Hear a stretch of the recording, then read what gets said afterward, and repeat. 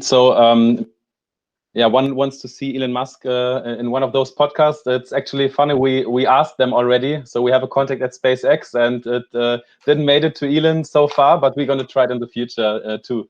So today now our first speaker is going to be Mark Kugel, Sven. So maybe to the next slide. Mark Kugel from Yuri Microgravity.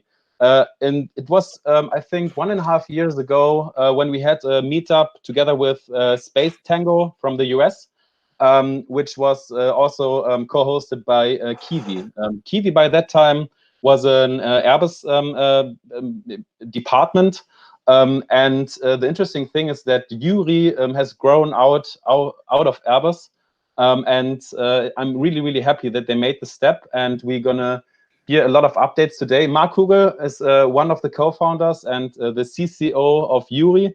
For all the ones who don't know what a CCO is doing, it's the Chief Commercial Officer. And yeah, we met for the first time, or I think it was the second time at the Weltraum Congress, the Space Congress in Berlin, as you can see, together with Mr. Altmaier. And yeah, Mark, how are you? I'm good, thanks.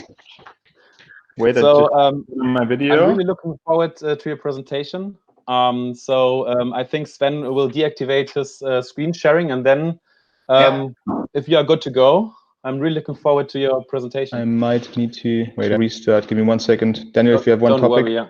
So actually, what's really interesting is that a few years. So if you would have asked Sven 3 years ago about those deep tech space startups. We may have said that we don't believe that they're going to be there so soon in Germany. And also the meetup we had together with Space Tango in the US, which are doing also microgravity services. It's really exciting now to have those startups here also in Germany.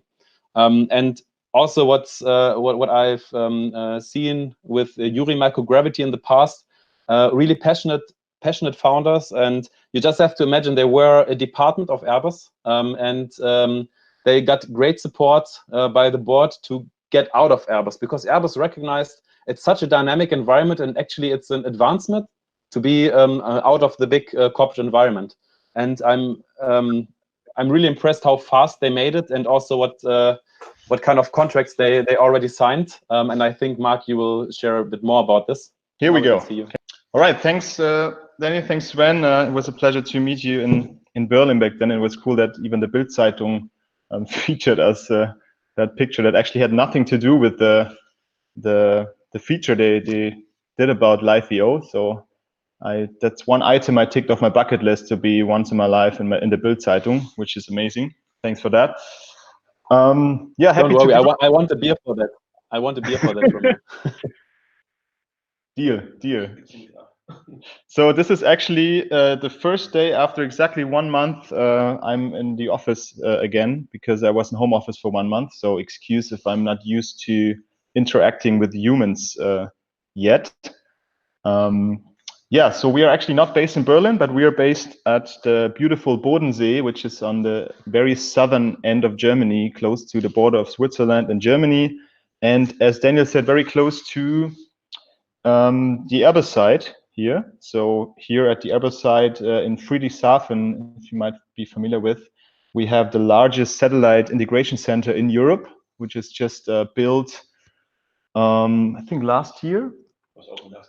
So Airbus had quite a long history here. So they had lots of airplane and Zeppelin pioneers 100 years ago here, and that's kind of the history of the Airbus site here. And they built the large 500 million ESA satellites here at the Satellite Integration Center.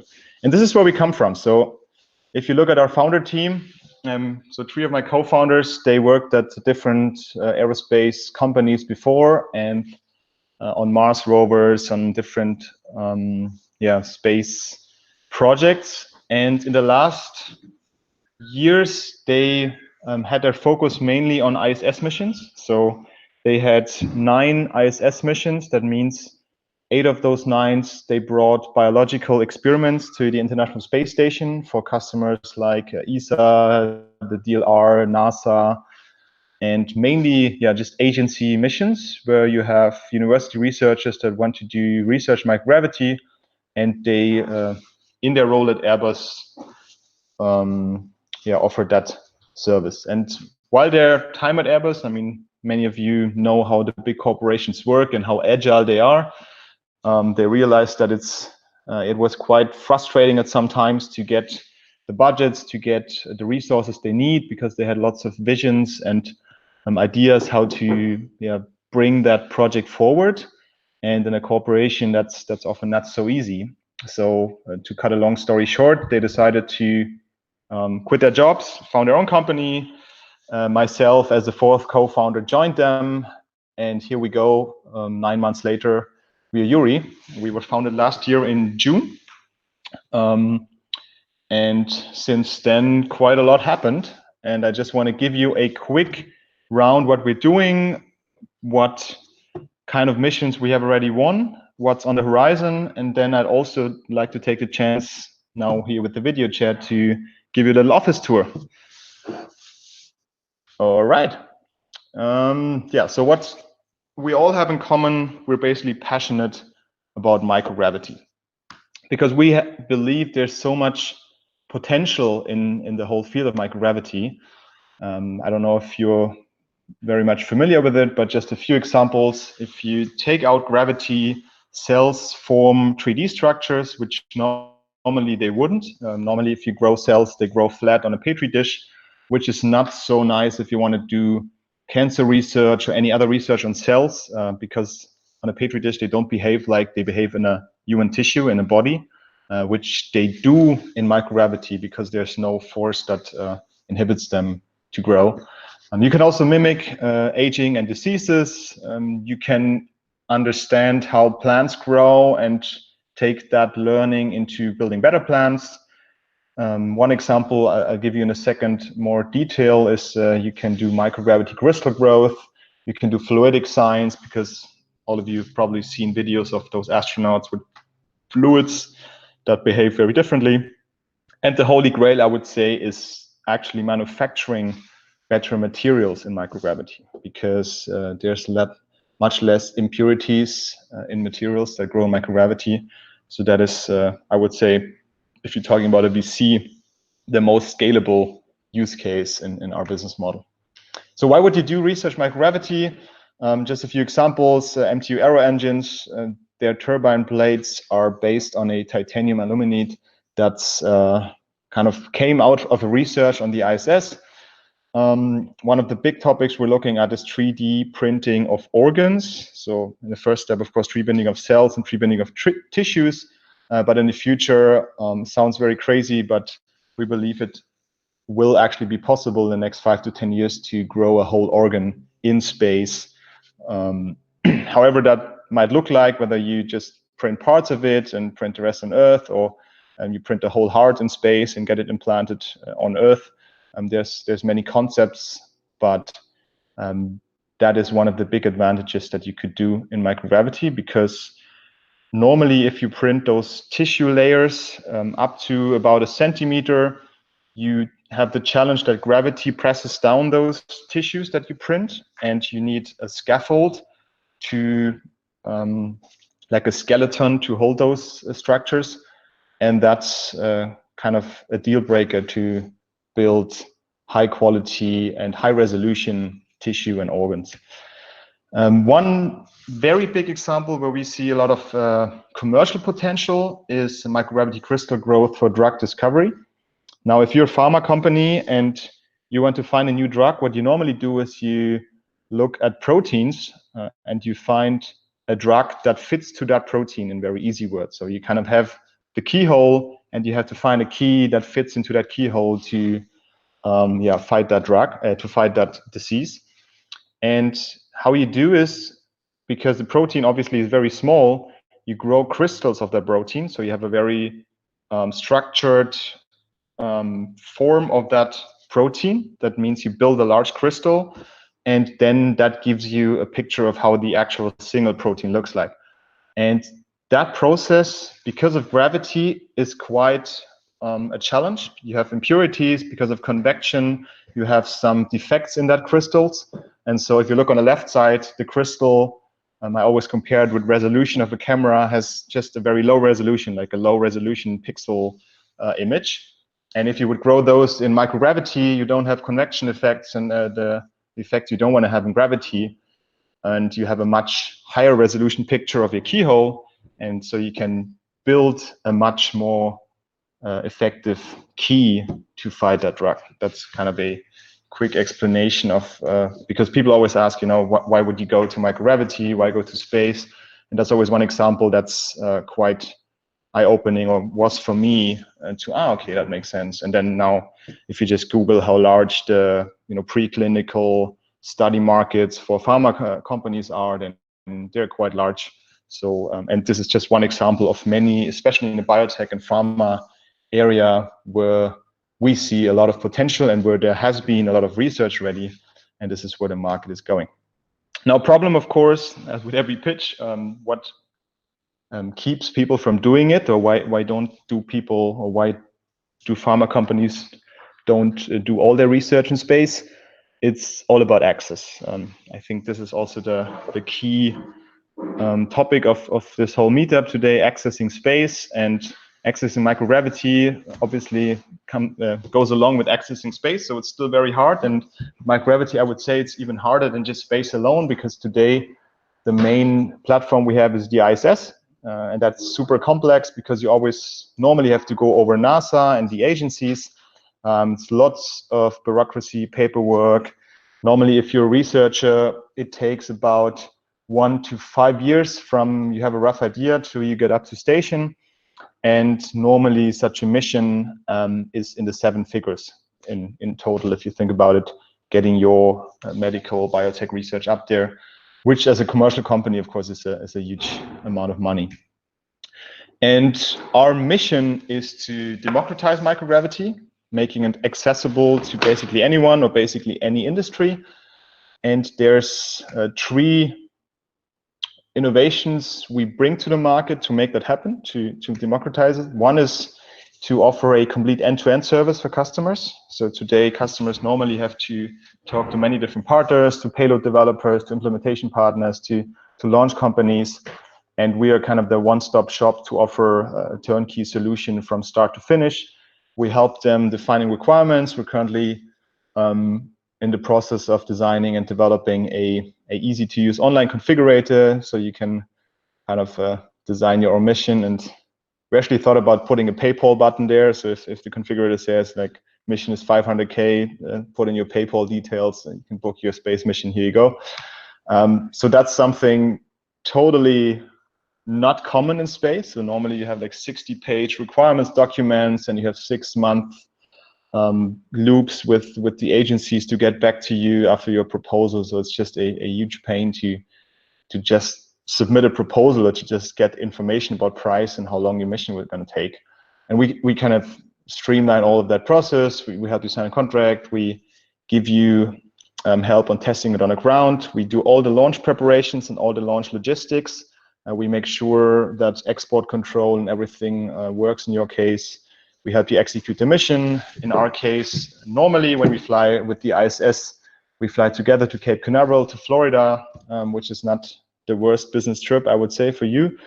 And we rent a lab at Kennedy Space Center for you, where you can then cultivate your cells or whatever you need to clarify, and then we help you with the return analysis. So that's one thing, end-to-end service. Normally I show video, but I'm not sure if that works, so I'm just going to skip that. Another part is we do missions on all platforms. So we don't do just ISS, but we're also working on missions on orbital free flyers or on a SpaceX Dragon capsule. We probably will have our first suborbital mission end of this year or beginning of next year.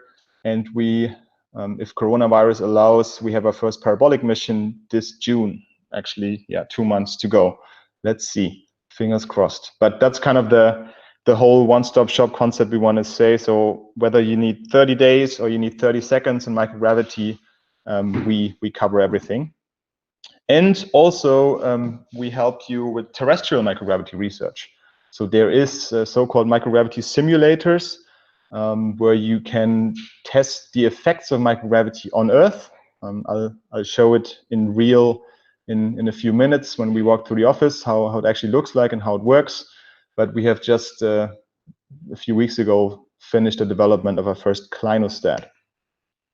And the third part that we do differently that differentiates us from the current old space agency market is that we use flight-proven hardware. So just like SpaceX brought down rocket costs with reusability, we take the same concept for experiment hardware. Today, you must imagine every experiment has their own hardware development. That's why it also takes at least 2 years, because all those hardware components need to be certified by NASA, all the safety checks, because human spaceflight is an order of magnitude more complex in terms of certification and safety than just launching a CubeSat, because obviously there's humans on station, so you need to have a lot of just requirement steps to and then a list of materials you're allowed to use and not to use. And the good thing is, from our time at Airbus and also from my experience, we have already a portfolio of, we call them mini labs or science shells that we can reuse. We just refurbish them and fly them again. And they're already certified by NASA, so we skip the whole certification loop. Yeah, so that's Yuri in a nutshell. As said, we democratize microgravity by offering an end-to-end service, by offering all platforms, by offering reusable hardware. And maybe a fourth point is that we also pool missions. So we try to put missions together on the same launch, and then of course save costs on the logistics and the whole part. We can rent a lab for both missions, and we're currently building up a suborbital pooled mission where we bring down costs significantly to enable like university researchers to fly a suborbital mission in best case for about 10K per U or per kg. That's something, if that's maybe for one of the listeners might be interested, on our website, yurigravity.com, we have a PDF for that. We're currently collecting missions for that. So it's kind of an Uber taxi ride where we fill up the free space. We have some Australian researchers ready and some people around the world. So if you have any chance to get 3 minutes of microgravity, or if you need the chance to get 3 minutes of microgravity for 10K, let us know. Check it out on our website. We signed our first, so Yuri's first ISS mission, but also Australia's first actual research mission, which is very exciting because the researcher is a very ambitious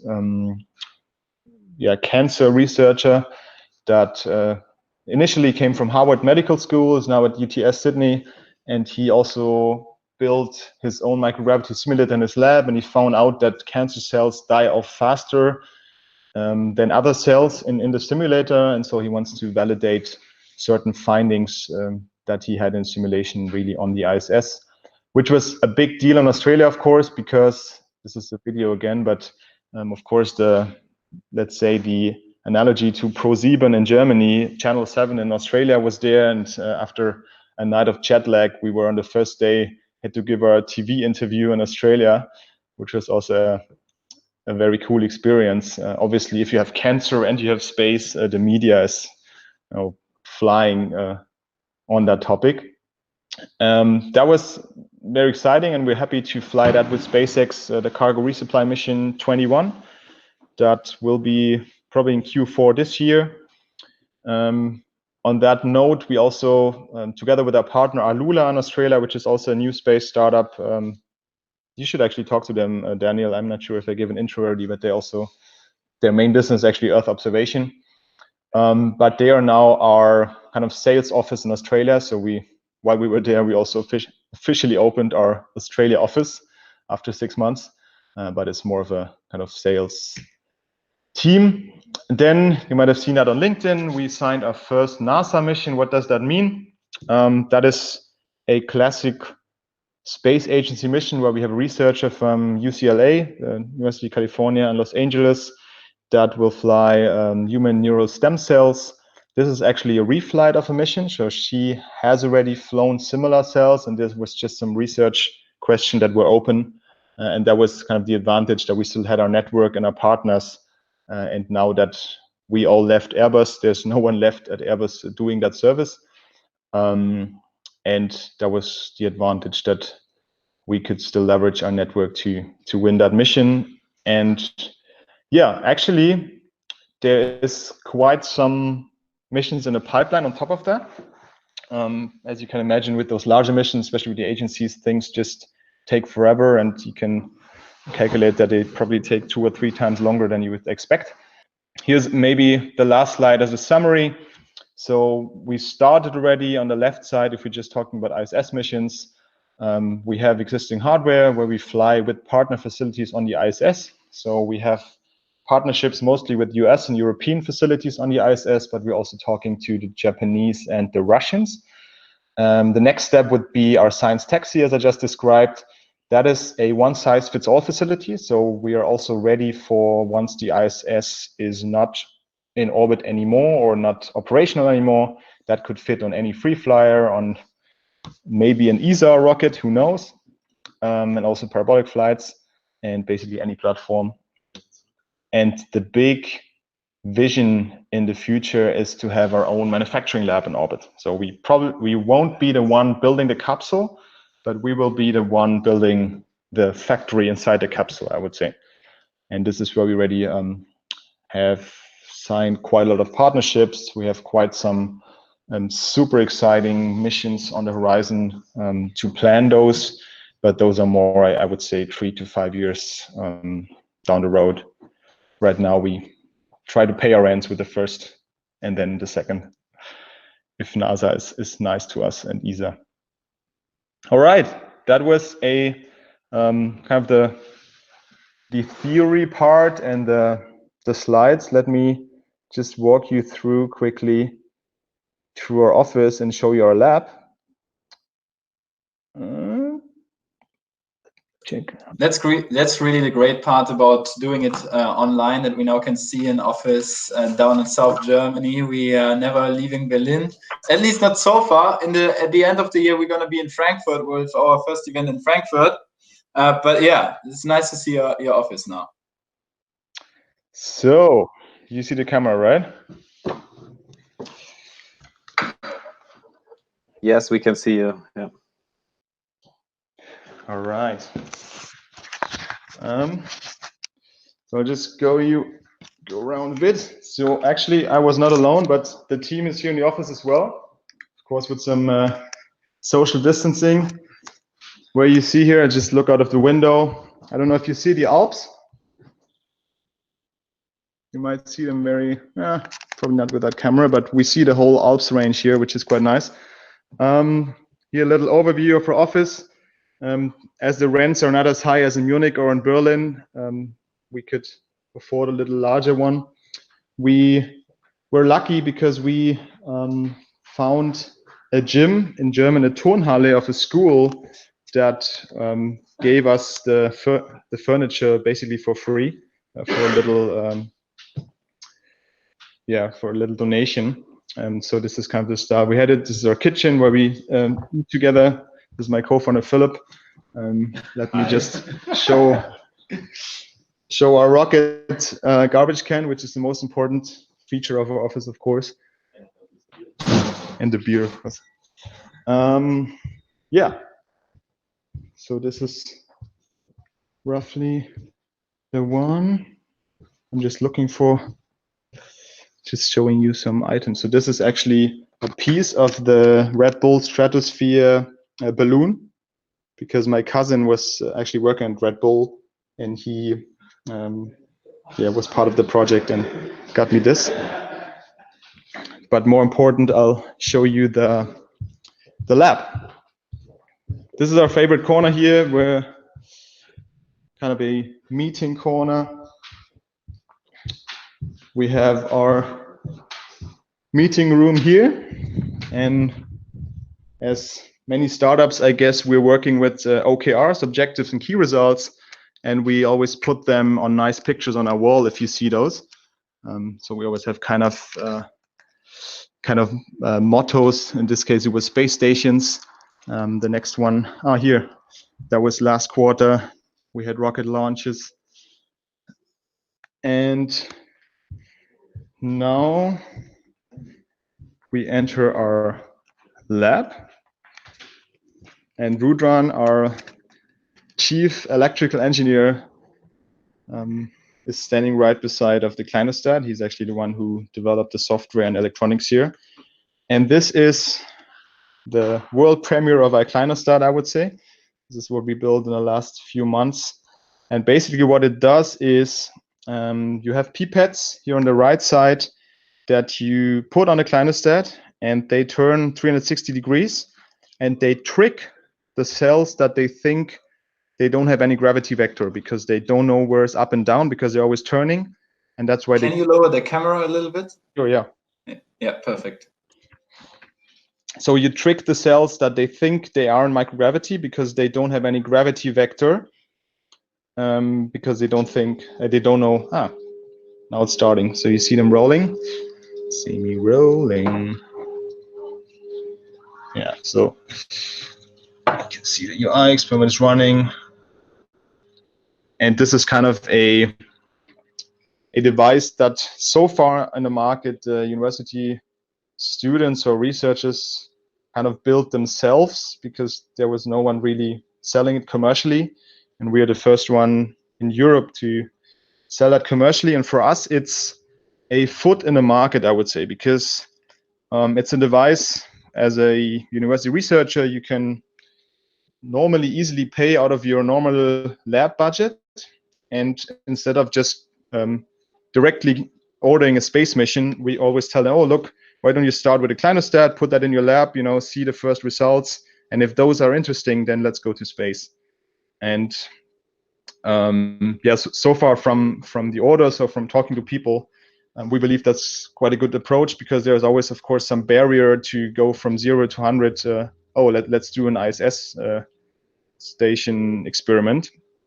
But why not put the terrestrial lab first in our lab here at university? And when we see good research, it's easier to convince our professor maybe to really go all in and try it on station as well. Yeah, Ruda, maybe can you show the hardware? This one? The experiment inserts, the space hardware. Well, I can get it here. Yeah. I think it's here, right? Should I call Philip? No, it's fine. Yeah, so this is basically a little hardware lab. So it's interesting because obviously we do space research, but we don't need a clean room, or we don't need any kind of special equipment. We're getting a vacuum chamber. We of course need a thermal chamber, but we don't need any highly sophisticated equipment, because normally it's just biological material. It just has to be some level of cleanliness, but nothing super fancy that you would probably see at Airbus in the Satellite Integration Center. That's the advantage on our side. And I can already give a little spoiler for now. We are quite far advanced also with a larger funding round, and we will build our own R&D center somewhere in Europe. Stay tuned. And where we will build and help developing the science taxi. So here's some of the space hardware I described before. So here on the right side, you see a unit where you could put in cells. So you have a culture chamber where you would cultivate the cells, and you have tanks and a pump that give refreshing media to those cells. So those cells are really self-sufficient for a month or two. This is just a normal Petri dish. This is also just a different variation of the cells. But we also have ones where you could put plants, you could put fish. So we have an aquarium for zebrafish, and all kinds of life science experiments. And that's the portfolio we were talking about before. yeah, so this is our office, and as said, we hope to grow that in the next 6 months, maybe. Just going back. And that was Yuri. If there's any more questions, I'm happy to be around later for discussion round. As said, if there's any more deeper questions, go on our website, yurigravity.com. Yuri with the Y, by the way, Daniel, not with a J. Yeah, on my slides it's a Y. So great, and yeah, so really nice office. I think it showed that you also not building a great product, also great company culture. I really liked your OKRs on the wall, because I imagine after a few quarters you're gonna have really nice images on the wall in every room. It's really impressive and really nice, yeah. And